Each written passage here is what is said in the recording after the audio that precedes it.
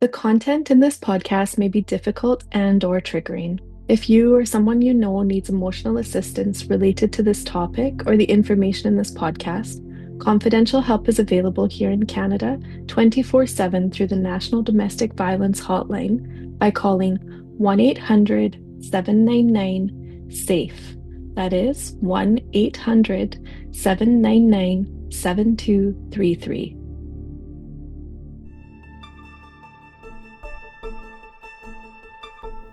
This podcast was recorded across the lands, waters, and borders of so-called Canada.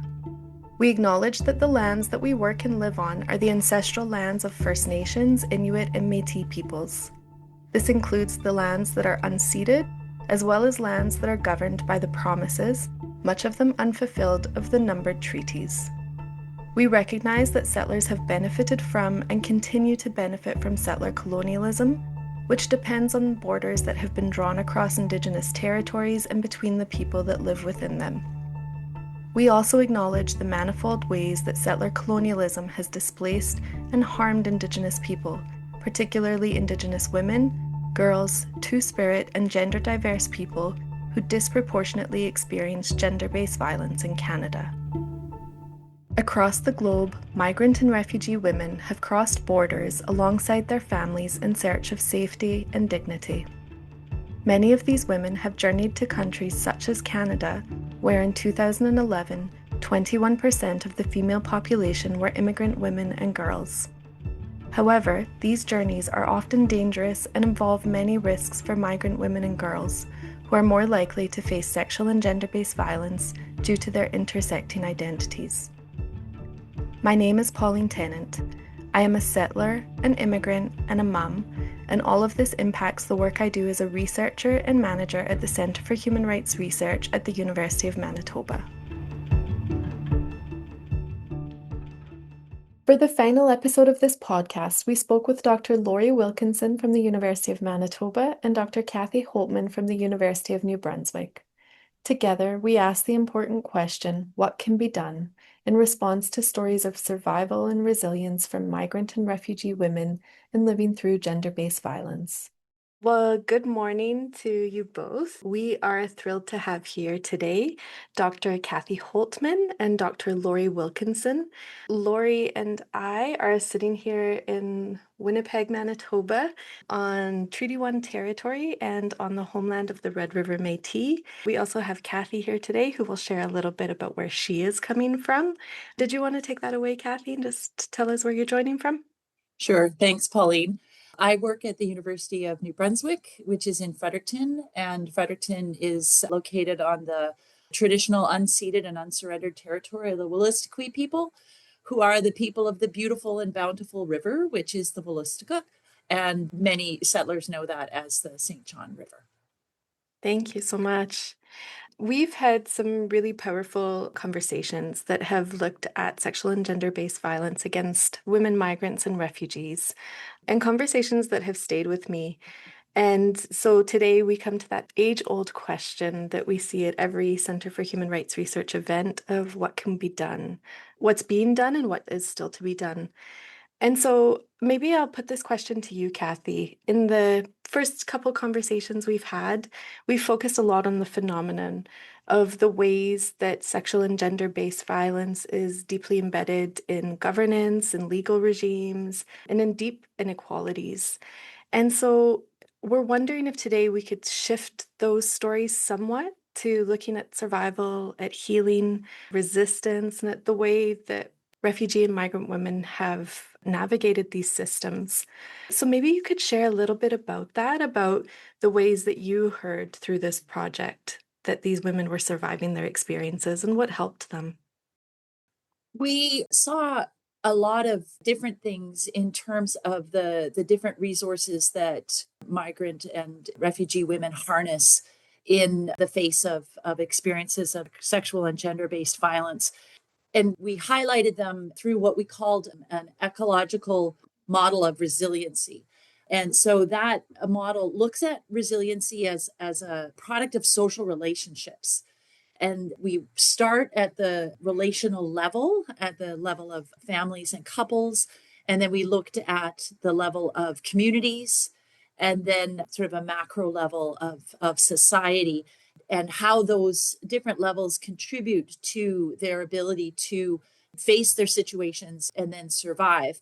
And it's not that, there's sort of like this static measure of resiliency. Resiliency is a process. And it, as I said, it relies on or is built on social relationships. And so we don't ascribe to sort of a personal individual model of resiliency, although there are sort of protective factors at the individual level. So for example, an immigrant woman's level of education, prepares her or gives her some of the tools when she is experiencing violence to communicate with people about what are the resources that are available. In Canada, a lot of the information about what the services are is either in digital format or in print. And so if a woman is able to access these resources in a language she understands, that's very helpful because then she can reach out. Another aspect of the individual level is that people who are able to reach out and connect with others, right? And so if they are part of networks, whether that be women from their cultural community, whether that be immigrant women who, arrived in the same place at the same time and are accessing settlement services, or whether that might be people in her faith community or even just her neighborhood, right? And that they reach out and they become part of these social support networks. And then, as most survivors, they are going to tell somebody in a sort of a friendship or a social network, as opposed to a formal service provider. That's usually the first disclosure. And in those networks, they get a variety of different kinds of support. So, for example, we might see if another immigrant woman knows that the woman is struggling, she might offer to take care of the children, right? So that this woman can go and maybe go see the doctor or, get some legal information from legal aid. So there's that very pragmatic kind of support, woman to woman. We also know that in certain cultural communities that there are women sort of offering safe houses for other immigrant women, and these places are unknown, as our transition houses were in the very, very early days of the feminist movement. And so we see that happening among immigrant networks. But we also we had lots of stories where women reached out to more formal services, whether that's through immigrant settlement services or through anti-gender based violence services. And particularly in the settlement sector, there are a lot of immigrants working as service providers in that sector. And so immigrant women would get to know those people and feel maybe a higher level of trust. Trust is a big thing because there's so much at stake when there is sex and gender based violence, because they are in a precarious position, right? They are refugees, they are immigrants, and on a pathway perhaps to citizenship, but that's as we discussed last episode, very precarious pathway. And so the disclosure carries a lot of angst. And when they can talk to somebody who they trust, that's enormously important. And so those are just some of the examples of resiliency that we were able to see, both at the individual and at the community level. A little bit harder for us to talk about the national level because that's something that we didn't have a lot of data on. Yeah, thank you for that. For me, it's so important to hear the way you're framing resiliency because I can often critique it and think it's this sort of like catch-all phrase to be really individualistic and static. And you've basically said this is a process that's built on social relations. Lori, was there anything you wanted to add there? I'm glad you brought up the resiliency comment because I think sometimes too it can be used to blame the victim. They're not resilient enough. And that's not, exactly what we're getting at here. Resiliency is not an innate characteristic or character flaw if you don't have it. And you have to have an environment that allows you to be resilient, that gives you something to hold on to. So I'm glad that you mentioned that. And Lori, was there anything else on that question in some of the stories that came out for you about, healing and strength, resistance? So I'll be talking about a subset of our population, and that's the Yazidi refugee women who came to Canada, and they experienced sexual and gender-based violence, but not from their intimate partners, but from being attacked in Sinjar and all of the other places. So rape and sexual torture and kidnapping are sadly very common tactics of war. And it's not unique to the Yazidi by any means. What's unique about the Yazidi group is that this is the first group that came to Canada in large numbers in what we would call the acute stage of trauma. So in normal times, refugees have to spend time in refugee camps or time in second countries. They might not be getting treatment to help them with the trauma that they've experienced, but it's not that time heals wounds. You have a chance to kind of make sense of things. So when you arrive to Canada, you are still traumatized, but you're at a different stage of the trauma, if you can understand what I'm trying to get at here. And with the Yazidi, some of them were released from sexual captivity mere weeks before they ended up in Canada. And so for the Canadian settlement service organizations, for the very small Yazidi community that was already here, for the health professionals that were helping them out, they'd not seen this kind of trauma, this stage of trauma before. So for them, when we talk about sexual and gender-based violence, we're talking about women that have been kidnapped, sexually assaulted, watched their children be sexually assaulted. And so it's a different perpetrator of the violence than some of the other women that we spoke to. So I think maybe keeping that in mind as we continue with this conversation, that the group that I know best is this group that has had this outside experience rather than the in the family experience. Although we have families who experience violence from their children because their children were kidnapped too. Some of them were child soldiers. And again, they're reunited with their families here, in a very short period of time. And we don't have enough professionals who understand that acute phase of trauma with young people. So I remember clearly several interviews about families having to deal with physical violence and emotional outbursts with their children, mostly boys. And I'm talking like 10-year-old boys, not 17-year-old boys, who were drugged up and, forced to fight for the bad guys and then try to reintegrate into the family. And that's a totally different experience of violence, but it's one that, our community doesn't see that on a large scale. And in that complex case of pain and acute trauma, what were some of the mechanisms that women and communities were using to sort of move through that, if there is such a thing to say? So in the Yazidi case, there wasn't a lot of men who came because they were killed. But for the men who did come, I feel like a lot of them harbored a lot of the responsibility for helping the kids resettle, helping the family get better, because in many cases, their partners, they were ill, like physically ill, because many of them were assaulted to the point where they were coming with chronic injuries, but also emotionally weren't able to, needed some time to heal. Many of the women we talked to with the Yazidi project, they needed to get over their trauma before they started a language class, for instance, because how do you learn a new language when you're traumatized? So I feel like the men that we did speak to, they were shouldering a lot of the responsibility and trying to help the kids get adjusted in school. And if they had a former child soldier in their family, like, really shouldering the burden because I'm sure their partners wanted to help and did help as much as they could, but they were overcoming their own experience.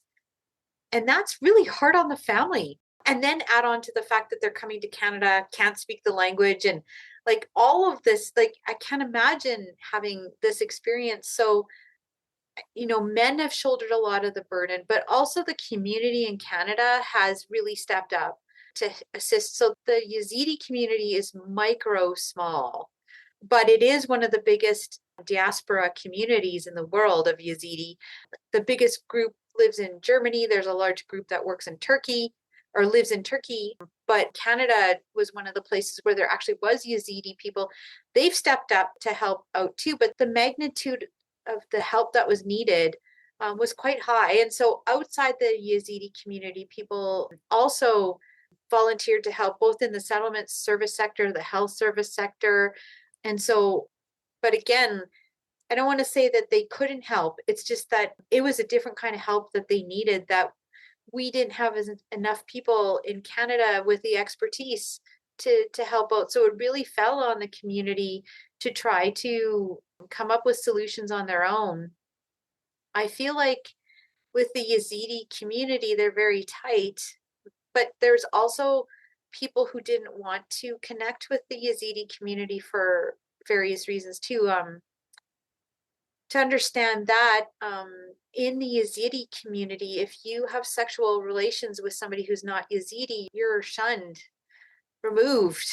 It's a very taboo thing. And so many of the people who experienced that felt too ashamed to reach out because they felt like they didn't belong anymore. I'm happy to report that the leaders of the Yazidi community have tried to encourage change, but change happens very slowly. But the religious leaders have made a way for the women and the children who were sexually assaulted to come back or return to the community where there wasn't really ways before. So there's a practice where you can return to a very holy site called La Lish and to cleanse yourself. And that's good. That's the reintroduction back to the community. The bad part is it's far away.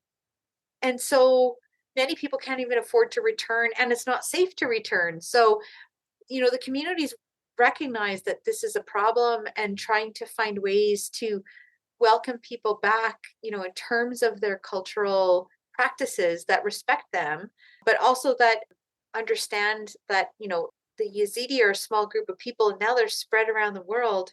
And if you continue to have this monogamy, endogamous practice, and people who leave the community leave when they fall in love with somebody else, that means that community is going to die.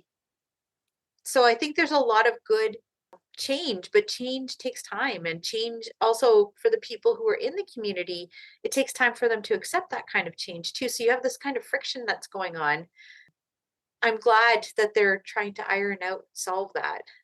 Yeah, I think Lori's experience with the Yazidis really points to the importance of, again, the speaking with people they can trust, right? Mhm. In these, cultural groups or ethno-religious kinds of groups, they trust them, but then this is a delicate topic. This is a tough topic for them to talk about, right? Sexual violence.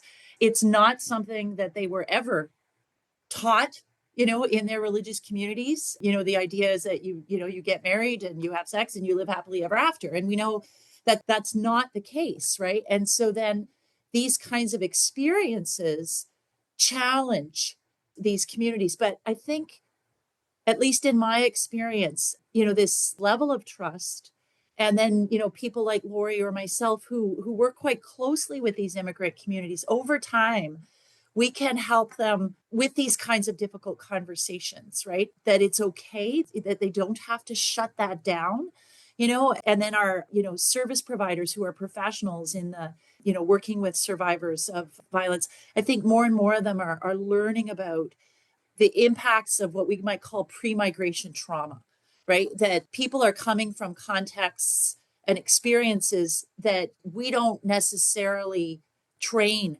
professionals to respond to in Canada. And so their intake is about, the specific incident, that may have brought them to a service provider. But, with many different immigrant groups, there might be experiences of war or conflict or, sex and gender-based violence that they've survived but kind of hidden away over time, just to be able to survive and deal with life. And then if something happens in the Canadian context that triggers that, the response may be much more disproportionate than what happened, right? And then, the work is, okay, where is that coming from? And I think, there's increased awareness that we need training and expertise in that area, because it's sort of, if we're talking about intersectional approaches, this pre-migration experiences really do have an impact after settling in Canada for many people, and need to grow that kind of expertise and that trust in those communities that it's okay to be dealing with these kinds of issues, and that there is a way to do that with sensitivity and respect for their values and their practices and their identities, right? But that's a long-term process that requires a lot of trust. And it's funny, as you were both speaking, I was thinking about the way that the services, so be it health or sexual and gender-based violence and settlement services, are in some ways very siloed. And then you add to that also having to bring in cultural groups and communities and religious. It feels so much. But also, I was thinking that the way that settlement services and anti-sexual and gender-based violence groups are also benefiting from folks working there who have lived experience. And so just, I wonder also how those play out in building that trust that maybe wouldn't be there. We wanted to look in this episode about how to address this disproportionate experiences of sexual and gender-based violence by migrant and refugee women. And what are the extents of the programs and policies that do exist to directly address it, but also indirectly address this issue? Mostly indirect, because there isn't a lot of funding to support direct programs. So I'm happy to say that now there's recognition by federal and provincial funders that there is a need for culturally relevant services to help everyone overcome sexual and gender-based violence, and that the experiences of immigrants and refugees are different, such that they need some of the same services, but they also need other services. Like, most people who work in the trauma field understand that it's hard to speak about trauma in your second language. So even if you can speak English or French, it's hard. Your brain has to filter that trauma through the translation mechanism. Forgive me for not being technical on this, but when the person has to speak in a language that they're not comfortable with or not fully fluent with, it's harder to get at that trauma. And then when you add on the fact that for the Yazidi women, they speak a language called Kurmanji. It's very not common, but it's connected to some of the Kurdish languages. And so many of the Yazidi women didn't want a Kurdish person doing the translation for them, especially if they were having psychological distress and assistance, because the Kurds were supposed to be looking after them. And they were, but the Kurds were overrun by Daesh. So for them, having a Kurdish translator, which was easier for us to find, was actually harder on them because they felt like they weren't safe with them. I mean, we can talk about this with other groups of people too, because it's the same thing, right? If you speak a language that's not common and you perceive that the person who is translating for you is from the other side, that doesn't work. And even just having a translator, even if you don't have those relationships or beliefs in place, filtering through psychological counseling through a translator, I can't imagine that it's a very satisfying experience, for want of a better word to describe it, but it must be very difficult. So it's recently governments have started to fund these things because they know it's important, but the problem is that the overall funding envelope for settlement and resettlement services is shrinking. Governments cut IRCC by millions of dollars, and yes, they've cut the number of immigrants that are coming, but that doesn't mean the immigrants that are already here don't actually need help still. And the cost of providing help has actually increased because the cost of living has increased. So it's kind of sad, right? Like, we're at a point where, the governments are recognizing that either settlement service providers or mental health service providers or together. They need funding, a special funding envelope needs support, but now we're at a cut stage, and this is one of the programs that could get cut, and that would be devastating. One of the approaches that I've been involved with is with the Muslim Resource Centre for Social Support and Integration in London, Ontario. And they've really piloted what they refer to as a culturally integrative approach to intervention with Muslim and Arab families. And we've been working with them here in Fredericton on a project in which sort of the Arabic cultural community members of this organization act as a bridge, right, between, and most recently we're working with child protection. And so child protection workers want to be culturally sensitive and want to ensure that, children in care have connection to their culture and linguistic background and all that kind of thing. But they don't know much about Muslims and Arabic families in Fredericton, whereas the Arabic cultural community does. And so we're trying to work together on cases, especially at the early intervention stage, so that the family can learn from people in their own culture about what are the laws, what are the procedures in Canada, what are the expectations, and that the service providers can learn, okay, what are some of the collective practices and values of this community that you have to be really sensitive to, and so that you can, gain the trust of these families, because again, many of them experience trauma, and then something happens in Canada and, somebody is saying, we may be taking your children, or they may have taken the children, which is absolutely devastating, right? Like, because here they come all this way and they want a better life for themselves, but especially for their children.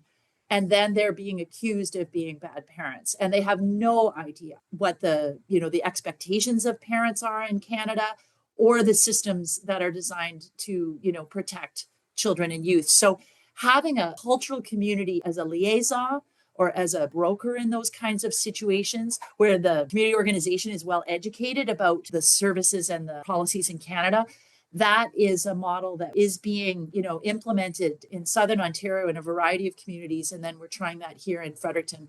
And I think that's an answer to Lori's dilemma, is that the interface between migrant and immigrant women and then public service provision in Canada is a barrier in and of itself because of how difficult it is to communicate. Because it's even difficult to communicate with public service providers when you speak English and you're from Canada and you're a survivor. So add the cultural and the linguistic challenges, and that's just enormous. Yeah, I think totally agree with Cathy. And the settlement service providers, because they're assisting hundreds of people from different cultures, different religions, different languages, they can't be expected to be like the knowledge of, everything, right? So having these bridges, or I think they call them brokers in some other places, those people are essential. And there's a movement to try to professionalize this group of people too, because they're just seen as, in some cases they're seen as just volunteers, right? And they're doing such an essential service to help bridge the gap, start communication, respectful communication between the settlement service providers and the families. Thank you for bringing that question up about, that this should not just be a volunteer position, right? These are essential services, and making sure that it's not then shouldered by the same groups that have to continue to prop these systems up in some ways. Cathy, I wanted to ask you, the project had the unique opportunity to talk with migrant and refugee women who were survivors, but also to service providers directly involved with migrant and refugee women in sexual and gender-based violence. From the information that was shared by these key informants, what were some of the key issues that survivors would face when they were trying to access services or seek help? Well, we've already addressed linguistic barriers, so that's a key one. Another one that I think is really important is this notion of eligibility for services. There is a complex program and legal categories of immigration and who's eligible for what. And so settlement service providers, depending on your immigration category, can provide some services to certain kinds of categories, but not to the other. And that's super complicated. And that's in terms of healthcare services, income assistance, and settlement services, right? And so the funding model is very, very complex. And so if someone comes who is not eligible for a particular service but needs it, how does the service provider say to that person, I'd like to help you, but I can't, right? Or, if they offer services, their funding could be in jeopardy because they're not following the rules, right? And so I think that's enormously complex. And I know that it's complex for those who work in immigrant settlement services, but think about the anti-gender based violence service providers who are not, paying attention to the whole immigration policy and shifts, like our immigration policy seems to shift almost weekly. And so, they often are not aware of what's going on. And so in that immigration space. And so that when immigrant women with precarious status or who are unaware of what their status is because perhaps the person who's abusing them has taken all their papers and not informed them of what's going on or maybe threatened them with deportation, when they seek shelter from a women's shelter, shelter workers are a little bit nervous because they are unfamiliar with the immigration policies and they're afraid that they could be harboring someone who is, maybe known as illegal. We don't like to use that language, but they too rely on public funding. And so they don't want to break the law and then jeopardize the limited resources that they have. And so there is this barrier because the service providers, are unsure of how to respond in this complex environment. And then I think we already touched on this, but the service providers, I think being a trauma-informed service provider in the gender-based violence field is pretty commonplace now. But being what they call now trauma and violence informed, and that violence piece is really the multiple forms of violence that a person may have experienced throughout their lifetime. So that could be, in their country of origin, but even kind of structural violence that we talked about in the last episode, those social construction of race, of class, of gender, and of immigrant status, right? Like even, the whole notion of being an immigrant nowadays is become, suspect. And so those sort of interlocking forms of violence contribute to the overall trauma and sort of recognizing and then understanding how to respond in ways that are what we now call trauma and violence informed. I think we're on the way, but there is a lot of work to be done. I think just even knowing that help and services exist for some people, especially if you are in a situation where you're being marginalized on purpose, right? Like if there's so much control going on you in the household, you might not even know that there's help. Maybe you do know that there's help, but you don't have any way to get there. Like transportation is kind of an issue too, especially if you're still in a situation where the violence is happening now. I think that's, an issue that the settlement service providers know, but it's harder. How do you provide transportation to somebody, who's in the situation, and how do you make it safe for them too? There's also reluctance to get help, right? People born in Canada, same problem. Like, I don't want to get help because I don't want to lose the few supports that I have in my community. Or for many newcomer women, there's so much xenophobia in this society. They don't want to be responsible for attracting negative attention towards their group of people because they don't want to be labeled as a group of people that's violent, right? Like that's on Canadians to fix that. And I'm not sure how to fix that. I think the other issue, which, we haven't really talked about this episode so much, is the fear of deportation. And the way our immigration policy is set up is usually you're dependent on someone. If you're the principal applicant, you have a lot more power because you're the one who's working. You're the one who's doing the sponsorship. You have that kind of power. We've set up a system in which it's not always like this, but if there's a male head of the household, they're more likely to be the principal applicant. And so they can start doing things like, well, you can't leave me because I'll have you deported, which is not true. But if you don't understand that, that threat is real.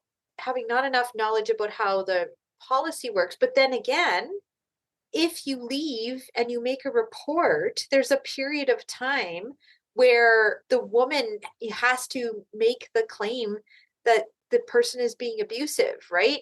And there's a point in time where they're in limbo where their claim might be rejected. What happens if their claim is rejected and they have to return? And the policy just simply presumes we're bringing people in happy, healthy families that are not hurting one another. And if they are, we'll just deport you all. Fear of deportation is huge, not just for women who are dependent on their spouses or other family members, because it could be outside family members that are sponsoring them. Women who are trafficked into Canada are actually deported when they report. So from a Canadian legal perspective, when a sex trafficking ring is identified, the women who are involved are deported because they're considered criminal, even though most people who are trafficked don't realize until it's too late they're being trafficked. They're offered a job as an accountant or a secretary and come to Canada, and all you have to do is give me your passport. And then they fall for it, and then they come here and they have to be a sex slave. And then when these rings are identified, they just throw all the women back. So the threat is actually real. So you have these kind of contradictory things going on. And, if your primary concern is you or your kids and you want to make sure that they're still here, because being in Canada under these conditions are actually better than being not in Canada, what are you going to do? I mean, I think this is where podcasts somewhat fall short, but I hope that the exasperation and frustration, I can see it and hear it in this conversation, but I hope that listeners can too. I was also thinking, and Cathy, I know you had looked at a lot of the stories from the service providers. And for service providers who might be listening to this podcast, you mentioned that often the disclosure first comes to communities or people who are in that trusted social relations with the survivors. But is there anything that you think that service providers could do that would be helpful, or any sort of, I don't want to say success stories, that's the wrong word, but anything that could be helpful for survivors in that aspect? It's an excellent question. I think from my experience, there is a difference between information and knowledge. And so we have a lot of information, and I think newcomers get a lot of information about legal processes and all that kind of stuff, and gender-based violence when they arrive in Canada. But that's, they're just given it. They're given that and provided that information. And it might even be in their mother tongue, but it's just information.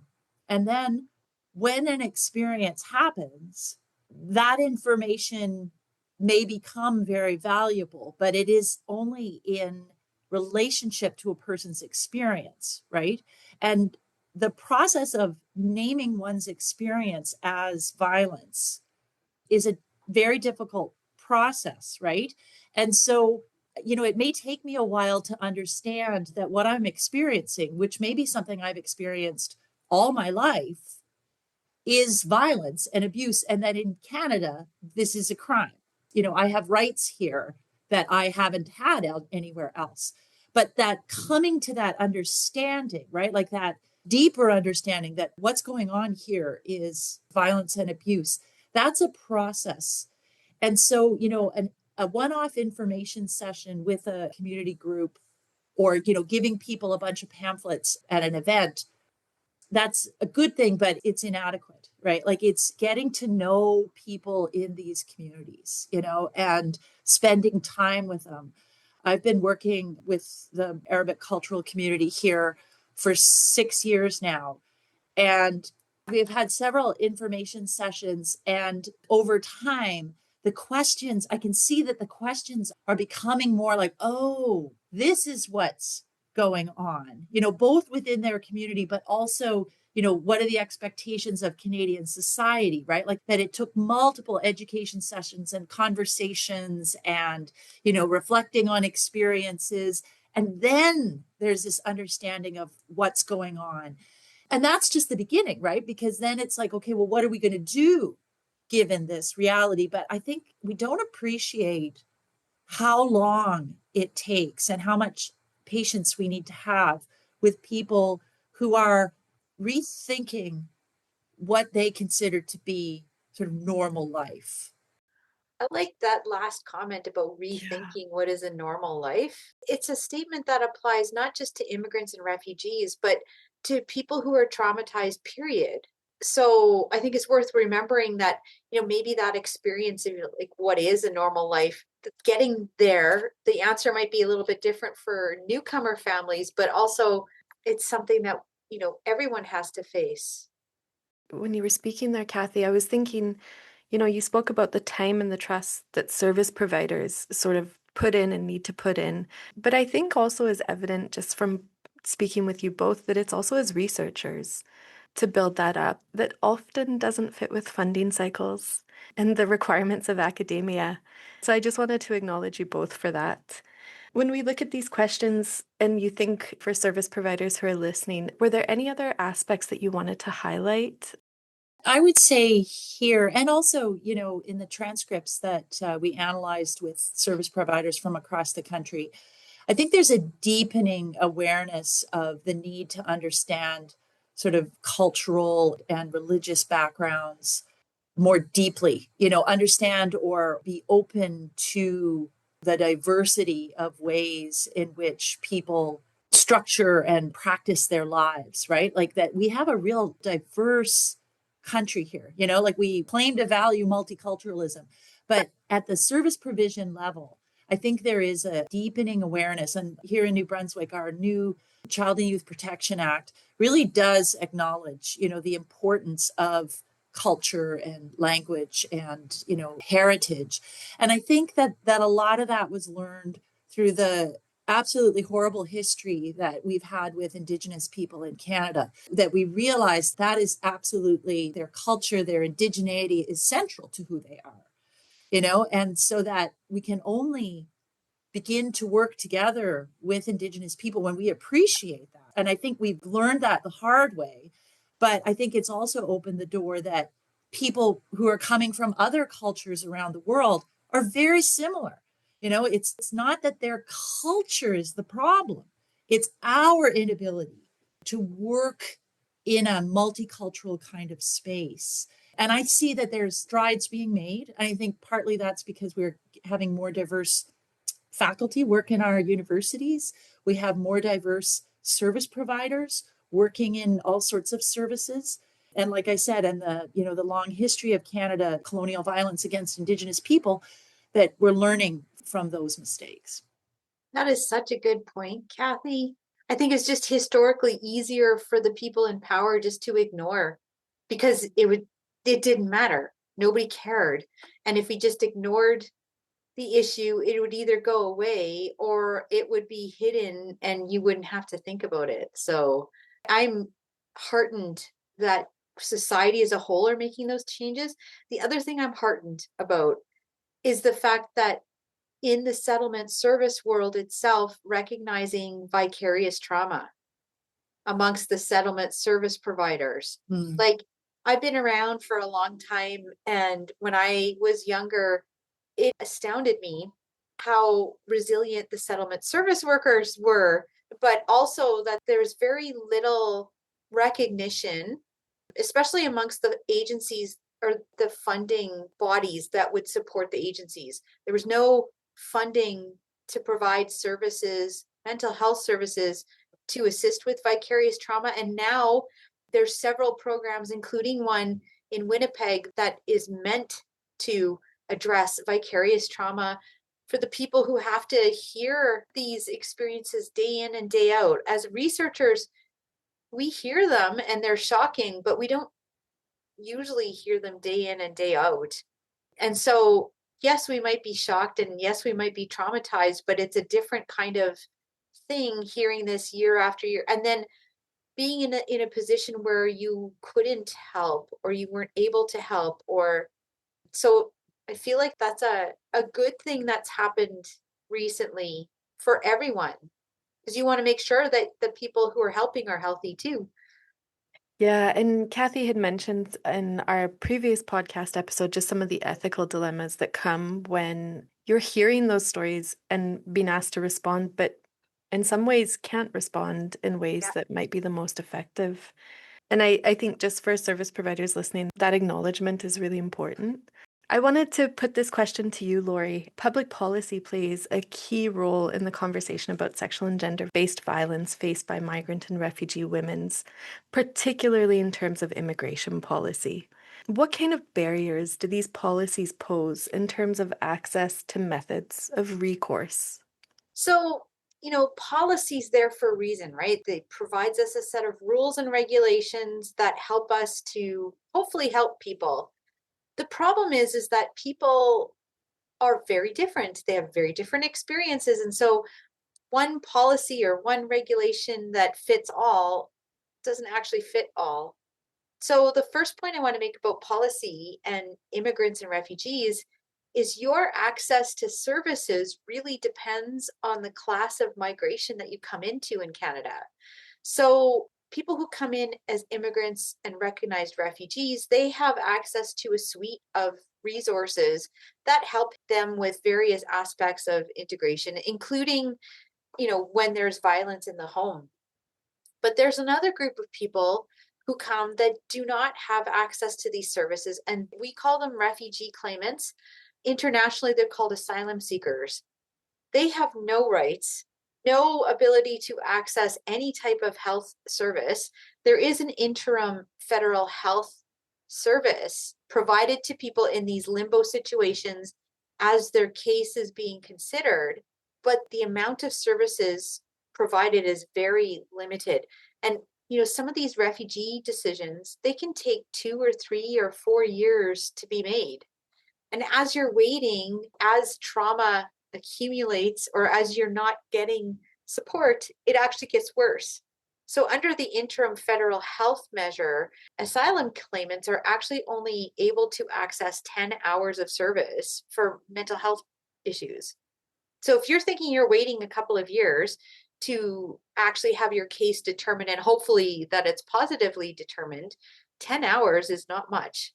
And if we go back to the people, the immigrants and the refugees, under provincial health services, they each have different amounts of time that these services are provided. Otherwise, then you have to pay. And paying is super expensive, especially when you might not have a job, or you have a job, but it's, an entry level job and you're still trying to get settled in and you have to buy things. So even if you did have a job and you had some means, it becomes financially not impossible, but difficult for many people, but impossible for other people.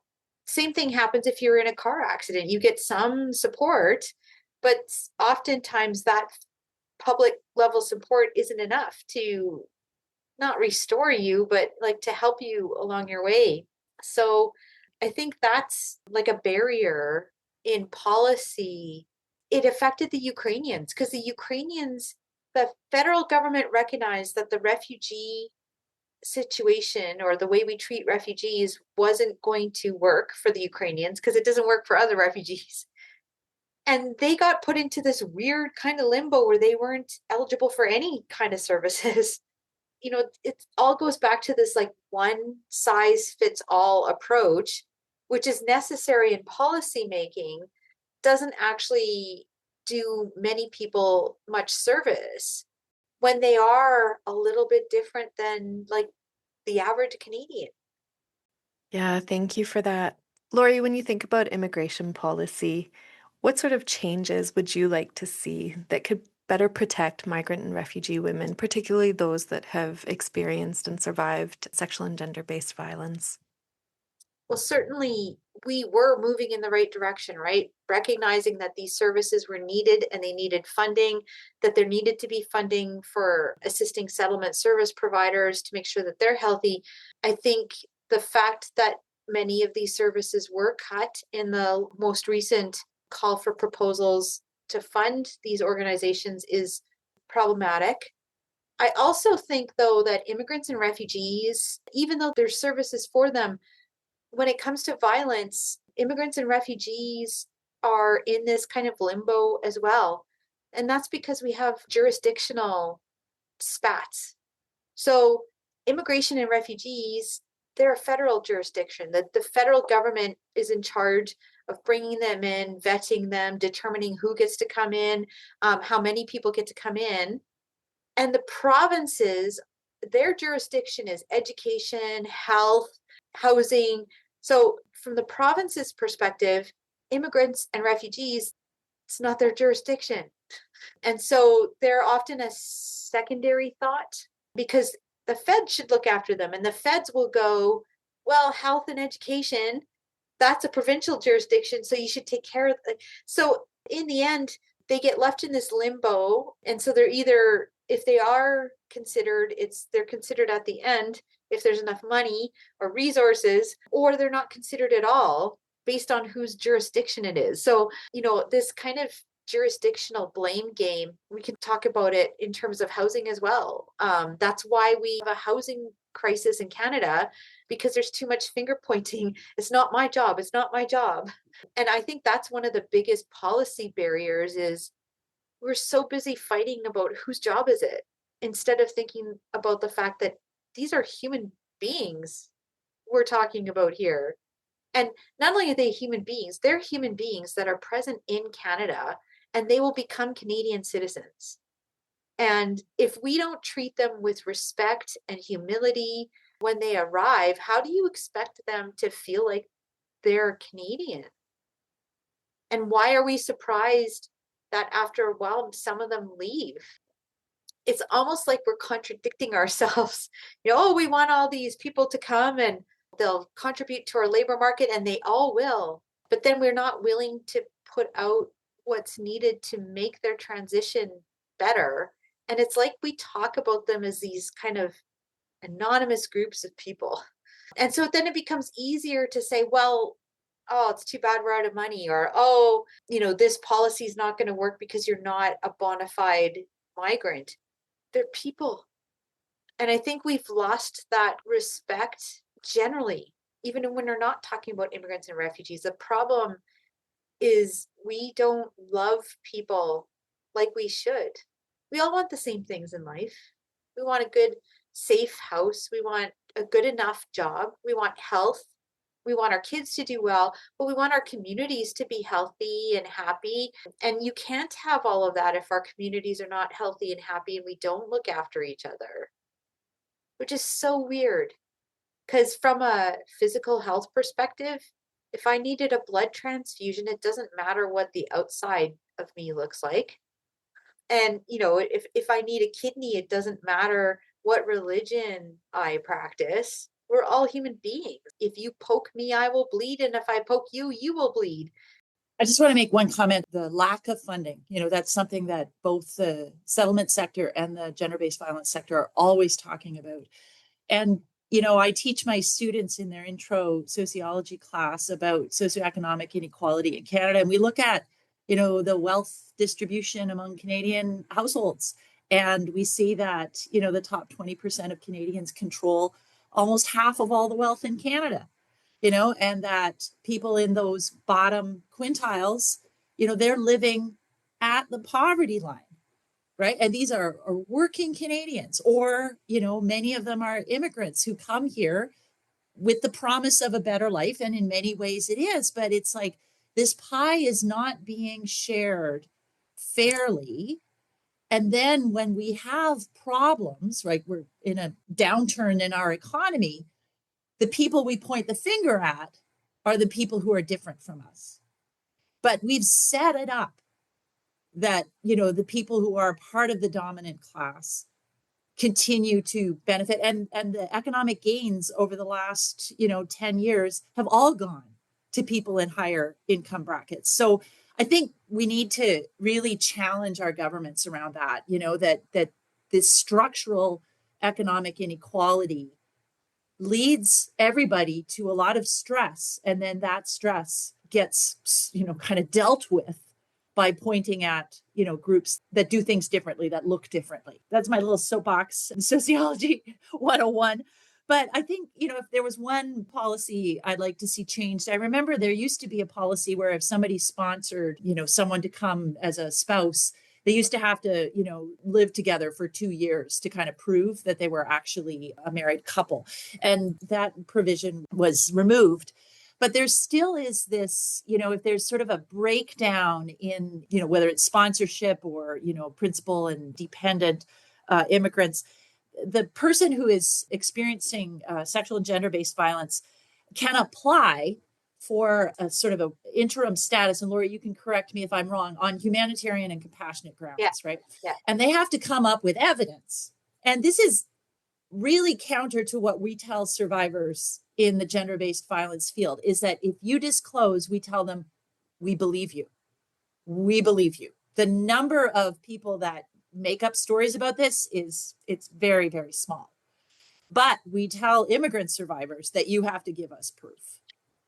And I just find that really, really unfair. And so I would get rid of that policy. If someone comes forward and then asks for the ability to, separate and get some assistance with that because of gender-based violence, we should believe them. Absolutely. I mean, I think in this conversation, just some of the absurdities of the system and the contradictions have really come forward. And just that, as you were both speaking, I was thinking the invisible nature of neoliberalism and how it has us all pointing fingers at each other Yeah. and not the structures that have set up this system.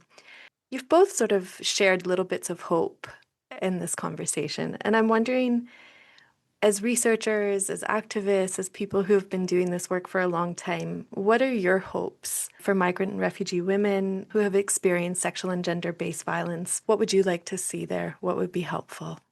Just to jump off from what Cathy just said, don't criminalize women for reporting abuse, and don't make it so that they could be deported, right? Because I think so much of what is actually going on we don't know about, because the fear of deportation is real and it's high.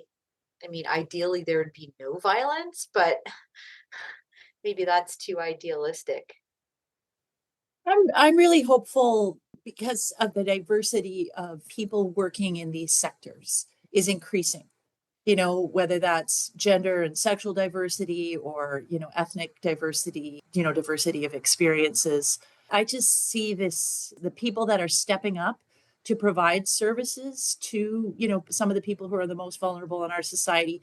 They bring a lot of lived experience and passion for justice. And many of them are in our classes at university, and they were part of these immigration cohorts that have come to Canada, and maybe their family has been here for a few generations and they want to give back. And I think that that's really hopeful to me, because I think in sociology, we call it contact theory, right? Like, so that the more contact you have with people that are different than you, the more you accept of those differences and you see those differences as enriching and valuable. And so I think the more diverse our, service provider and policy making community is, the better that is for our sector. Thank you for that. I wanted to ask, for people listening out there, what can they do? What should they do? What can they do that would be helpful in your work? I guess it depends who's listening. If you are not a person who works in this area, I invite you to challenge your local politicians. I tell my students that their vote is precious. Politicians have to earn my vote, and ask them, what are their thoughts about immigration policy? What are your thoughts about violence against women in our society? And thinking about this is the eve of the Polytechnique murders. And that happened way back in 1989. And yes, things have changed, but there's still so much violence against women, but there's violence against people. And so, challenge your local politicians about what they're doing locally. That is one actually easy thing that people can do. It takes very little effort. If you want to write a letter, that takes a little bit of effort. You want to sign a petition, that takes some effort. But to show our politicians that these are issues that you care about is one way to kind of, reinforce the work that's already being done. There's other things that we can do too to make sure, keep an eye on your neighbors. Like, I'm not saying spy on them, but, sometimes just simply saying like, hey, I see that you look sad or you seem to be struggling. Is there anything that I can do to help out? I think that's an important, just sometimes I find this with people in general. If you just notice, you'd be surprised at what doors it opens. Yeah, I would say if there are service providers listening to us in this conversation, to get to know some of the cultural and religious minority groups in your area, they are a source of support for the work that you do. And, I don't think they're often asked for their help in understanding, what some of the people in those groups might be going through. But by reaching out and wanting to get to know them, they will also get to know you, right? Like this relationship building between sort of the cultural communities in your local area and then service providers. And that I think will go a long way in, better understanding the kind of unique needs of people in different groups, right? As Lori said, we have sort of a one size fits all policy approach, but in service provision, I think getting to know the different needs of different groups and the different resources that are available. And those resources, sometimes remain untapped, and there, many groups want to reach out and help. For example, in the Muslim faith, charity is a religious value, and so being involved in, volunteer work, if that's the opportunity, or, in building bridges. And I think that's also, like Lori said, sort of almost a bridge to professionalization, right? Like people who come from their countries of origin who have, good educations and may have worked in these kinds of service areas get an opportunity to use their skills and then have those skills recognized in Canadian society. So I think there's lots of potential for building stronger relationships with members of cultural minority groups. And thank you also, Lori, for reminding us. We're recording this on the eve of December 6th for National Day of Remembrance and Action on Violence Against Women, and it seems pretty fitting that this conversation is happening. I wanted to end by asking you both, I know the project formally is sort of coming to an end or has come to an end, but what's next for the project and for your own research? Well, Evie's got us thinking about a book. She pulled together a prospectus for a book. And I think that's good, pulling all the different strands together. So I'm excited and scared about that because book projects are a lot of work, but I think it could be, really helpful to, like I said, pull together all the different kinds of things that we've learned throughout the course of this research. So I think that's the next step that I see. So we have a bi-monthly newsletter that goes out to a wide range of readers. And I know it gets passed around, whether we can keep that going or we apply for more money. Because I think I'm a public sociologist. So for me, it's trying to get the data out to the people who can use it. And, part of my research agenda is to try to keep that going. And so even though the project itself is coming to an end, it still lives within us. And I feel like it's my ethical duty to, continue to share this work as much as I possibly can.